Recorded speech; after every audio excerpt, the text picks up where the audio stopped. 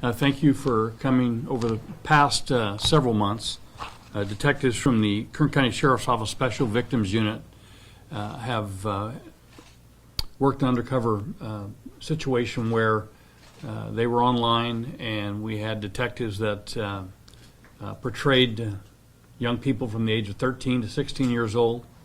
And while they were on, they were approached by different people, total of at least 15. We made 15 arrests of people from the age of 21 to 54 for soliciting minors for sex.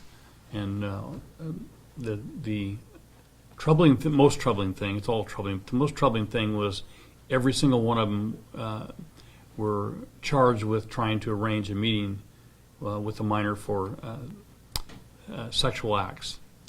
This is a really important message for our community, for parents, especially during this pandemic, when your children are home. We were just talking about if you give a teenager an internet without any audit, they're going to burn you one way or the other, whether it be something like this or something else. It's important that you monitor what your children and what your teenagers are looking at, including using codes to prevent them from going places on the internet that you don't think they should go. And this of these people, I think 14 of them were from Kern County, one from the state of Oregon. We released the names of these suspects because we think it's important for the public to know and have the ability to protect your children and your teenagers. With that, I'll give you the opportunity to ask me questions. I also have Sergeant Dave Hubbard here in the back, who was actively involved in this and can answer some of your questions if you need. Are you guys able to disclose which applications you guys were monitoring? No, because we have done this before, and we're going to probably do it again. So we won't release anything tactical on how we do these operations. Was any of it done in conjunction with any law enforcement agencies, FBI, anything like that? I think this was simply us. Dave, was there any other agency we worked with? No. Yeah, this was just simply the Kern County Sheriff's Office. If you noticed last week, the DA's office issued a statement on the CHP officer because the time limits when you have to charge people with crimes, and Cindy Zimmer released that. We were still working this, and that's why we didn't do a press conference at that time, because we still had people that we were engaged with on the internet. How does this number compare prior to COVID and kids being home? Well, we really have not compared it, but we do know that some parents are working and their children are not in school, and they're teenagers and they're left alone. We do know that every teenager in the world has a device that they can go on to websites. So we don't have a comparison, but there's absolutely no doubt in my mind that the pandemic is allowing this to occur more than it may have if we didn't have the pandemic. Did any of these cases actually involve any in-person meetups between a minor and the offender, or were these all just decoy operations? These were decoy operations, and I think some people, did they not, Dave, make the appointment with? Yes, all 15 made arrangements to meet. 13 out of the 15 physically showed up. Are you guys able to disclose of the 50 that were caught, how many attempts were made or anything like that? I'm sorry, I don't quite understand. How many people you guys are monitoring as that were you trying to make sure that they checked everything for what they were trying to do? Well, it's not a number that we're monitoring, but this is the old saying: if you build it, they'll come. You get on the internet and act like you're a juvenile, and they will come. These people cannot help themselves. They can't control themselves, and so if you build it, they will come. I was just going to ask, are teenagers the only ones vulnerable, or younger? No, certainly teenagers are not the only ones. Any child of any age, we've seen cases in our history from babies to 17 years old being sexually abused by adults. Can we talk a little bit about how some of these conversations, or if there's any patterns that you guys notice in these communications? Because, you know, when you give advice to parents, it's monitor your children, but I mean, some of these folks, from what I understand, it's very deceiving the way they approach them. Can we talk about kind of how this buildup happens in a conversation, the approach of these child predators? Yeah, it's called grooming. They don't start out with trying to engage in a sexual act. They start out in different conversations as if it's maybe another teenager, or maybe it's just a friendly conversation that ultimately, during the grooming process, they have experience and know when to throw that hook out there for these vulnerable teenagers.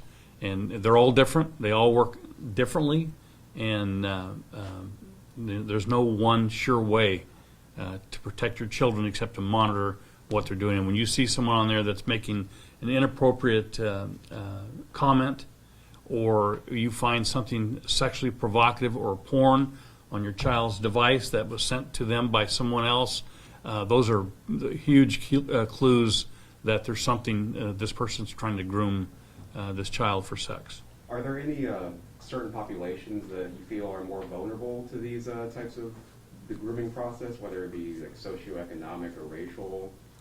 No, I think that these people are they look for a victim, and if they are conversing with someone that it's not going the way that they want it to, they'll move on to somebody else until they can get someone that is receptive to what they're saying, and they spend a lot of time doing this. Are you guys able to disclose how many officers are dedicated to this operation? Several different detectives throughout the organization, not just one person. Just lastly, how does it feel, just for those officers who did participate, how does it feel knowing that, and for you, some knowing that you guys potentially saved, 12, 13, maybe more lives with making these arrests? Yeah, for sure that we have 15 people, but there's a lot more victims out there, or would have been a lot more victims out there if we didn't do these type of operations, because they're very covert, they're very time intensive. Right now, with the staffing levels that we have, it's very difficult. We can't do it full time with a full-time task force. We should, but we can't. So a lot of it's done on overtime. Some of it done on their own times. Some of it is done while they have downtime from other investigations. So it's a combined effort that really is manpower intensive, sitting at a computer and waiting for someone to take your bait. The age range for these suspects ranged 21 to, I believe, upwards of 50. Do they typically, the suspects you guys dealt with, are they posing as themselves, or are they identifying as a teenager? Both. Yeah, they'll do anything they can to entice a teenager or a child. So if they're 21, they might say they're 16, to get into that age group. And they learn the conversation. They learn the things that 16-year-old, 15-year-old, 14-year-olds, what they say and how they converse. And they're pretty good at what they do. Two of the arrested work for state law enforcement agencies. Are those cases handled differently or separately, or? I think you're learning right now that they're not handled differently. We don't care where you work. If you worked in the Kern County Sheriff's Office, you'd be up front and personal right now with us, because this is we all have children, we all have grandchildren, and any of those could have been victims. And it doesn't matter to us where you work or what you do for a living, or what your race is, or what your socioeconomic outlook is. None of that matters. What we care about is people that prey on children and teenagers for sex. On that note, what is your message for anybody who would be considering this, or really anybody who might be harboring someone who's doing something? Yeah, you'd have to be pretty stupid in today's world to assume that you're talking to another teenager and not a policeman. And if you're that stupid, we'll probably be talking to you. And I think that's especially concerning, kind of piggybacking off of what he said. The CHP officer is supposed to retain public safety, and he was doing quite the opposite. Are you guys able to talk more into specifics on that, and what that conversation sounded like? Who did he identify himself as? Well, we're not going to single anyone out in the conversations that we've had, because that's part of the tactics that we do.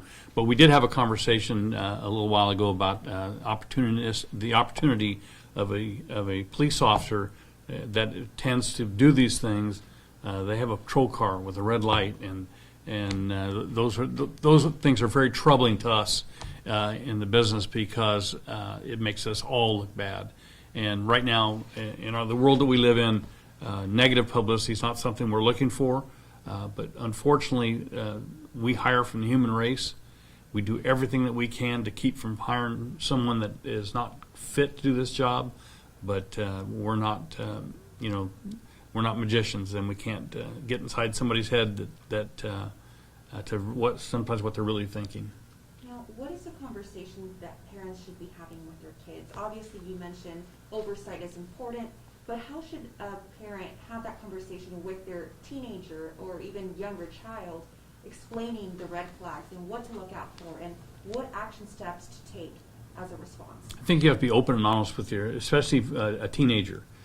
This stuff is not foreign to them. They know about sex. They know about there are bad people in the world. They may not know how they operate, but I think that having this conversation, frank, open, and honest, that there are people out there that will pretend to be someone that they're not, and there are people out there that will hurt you. We just experienced this down in Los Angeles with someone that was killed. So this is some serious stuff that you can't hide it from your teenagers. You have to be open and honest with your conversations, and you certainly have to trust them, but you have to verify as well. On that note, Chief, you mentioned what happened in Los Angeles and how it directly affected you. What was that like, knowing that you guys were right in the middle of this operation when this all happened? Yeah, it certainly plays into your mind and your agenda, because you know that these people that have sex with children are capable of a lot more than what you're aware of.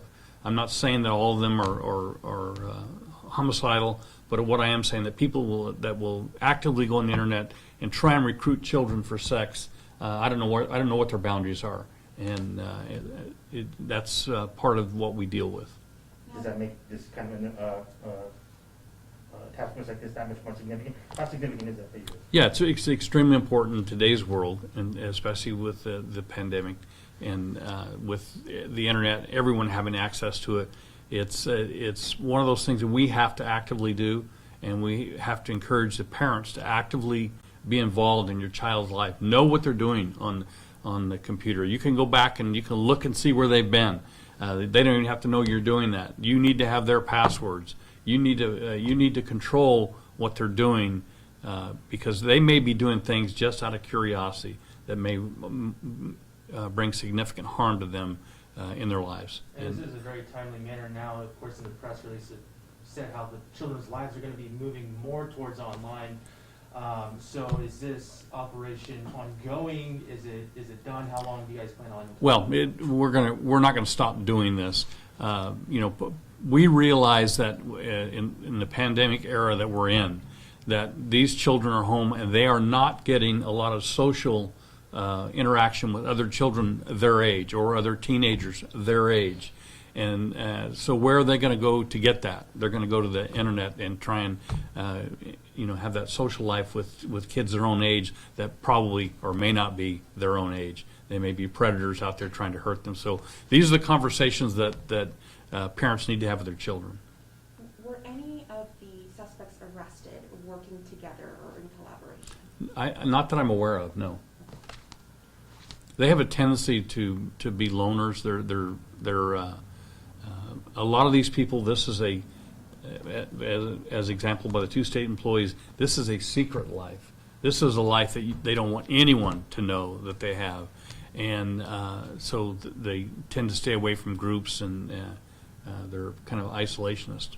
I know part of our newscast is going to talk about safety, for parents and the kind of conversations they can have. So I know you can't mention any of the specific social media platforms, but in the press release it said various websites as well. Is there any kind of website you could disclose where parents could keep an eye for on their kids' history? Well, certainly there are websites where teenagers go to. Parents are. You can Google any of that and find those. There's hundreds of websites that they can get in trouble on. There's not any one platform that's going to be the one that grabs them. So the issue really is to know what they're doing on there and to know who they're talking to.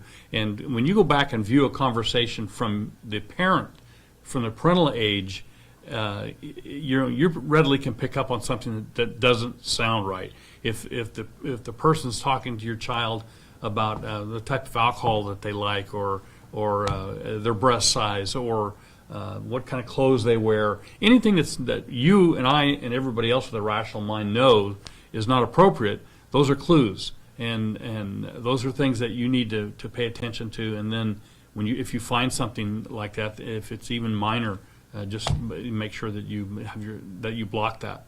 And if it's serious, we certainly want to know about it, because we're going to do the best we can to bring them to justice.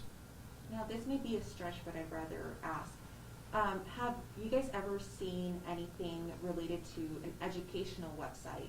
Obviously, a lot of students are going to be doing distance learning. Are you guys preparing schools to have secured virtual access? Schools are very good at they're aware of all this as much as we are, quite honestly, because they deal with these kids every single day. I don't know if any of you were at the Zoom meeting that they had at Bexley College not too long ago, where in the middle of the Zoom meeting, 2 different times somebody came on and broadcast child porn to the 250 students and people that were there. That's the kind of things that they work on to try and prevent that from happening, because that's certainly no place in the educational world for that type of behavior in any place in our world, quite frankly. Schools are very adept at this, as we are, and they're mandatory reporters, and when they have something like this, they are prompt in reporting. So does it come back to oversight if a student, let's say, is using their computer, their laptop for an assignment, but the parent kind of thinks that they are working on a school-related matter, and then they start, going on social media or using other platforms that are not necessarily school-related? Does it come back to oversight? Well, it does. I mean, every child out there is going to go to other websites, other platforms. This internet has opened a new world to them. That doesn't mean that they're going looking for bad things. They're just exploratory, and what the parent has to do is make sure that someone on the other end of that conversation isn't trying to groom this young person for a sexual encounter. Because a lot of times the we're going to meet up isn't about sex until you get really close to it. A person isn't going to come all the way from Oregon just to meet someone. They're coming for a reason and a purpose. Do you, in particular, did that person from Oregon, did they actually come down to Kern County for an I don't know. Did he, Dave? Yes, he actually came down here to meet with the decoys. Just a special victims unit team to deal with cases that have already happened, or reports, or is it strictly online? Well, certainly we get cases where people have been sexually assaulted, and sometimes that arrangement has come through the internet. That is not all that unusual. What we want to do is prevent it from happening, not working, trying to find out who did it. We want to prevent it from happening. How many of those arrested had a history of being predators? I don't have their rap sheets here, and even if I did, I wouldn't be able to release it. But people that are involved in this type of criminal activity, some have a history of things that may not be this, but some of them do have histories. And were they all arrested the same day? Not on the same day, no. Just to confirm, you said 13 of the 15 individuals met at a coordinated address to meet the suspected minor, right? Yes. And did all these arrests happen without incident? Yes. I have a question. I recently seen on social media that there's a certain post where, like, people are taking matters into their own hands, like they're setting up this, predator. What message do you have for residents who are out doing this? I think I better stay away from that, answering that question, because it's not going to do anyone any good. We're here to work these cases. We're here to prevent these from happening. We're asking that parents are there to prevent it from happening to their child. And, you have the right to protect your children and an obligation, quite honestly. What prompted the investigation in the first place? Well, we talk to other law enforcement agencies. We don't have a monopoly on these 15. This is a worldwide problem where people that have pedophilia operate all over the country and all over the world. So we weren't surprised that we had these people on there. I'm a little bit surprised that we had so many from locally from our county, and that's a little bit distressing. But this is, for whatever reason, they have short-term memories, and in a few months when we do it again, or another month when we do it again, there will be people there. They will. As I said, you build it, they'll come. I'm not sure if you want to disclose it or say anything, speak to it, but do you believe there's a responsibility of some of these platforms to be policing themselves in this way, monitoring for these kinds of predators who are out there? Well, I think some platforms do, not all. This is a worldwide web that there's we could argue politics right now, whether you ban people or whether you don't ban people, and whether you censor people or whether you don't. It's the same thing in the arena of sexual exploitation. I don't really know the nuances, ins and outs of registering as a sex offender, but do these suspects now have to register as a sex offender? Well, they have to be convicted first, and that's really a great point. I'm glad you brought that up. These people are innocent until proven guilty. There will be a time for that. There were the 290 registrants, which means they've done this before, and so hopefully that all 15 of these people will be convicted, be required to register, and you can go on Megan's website and Megan's Law, and you can find out where these people live in your neighborhoods, and I think that's important for parents to know that.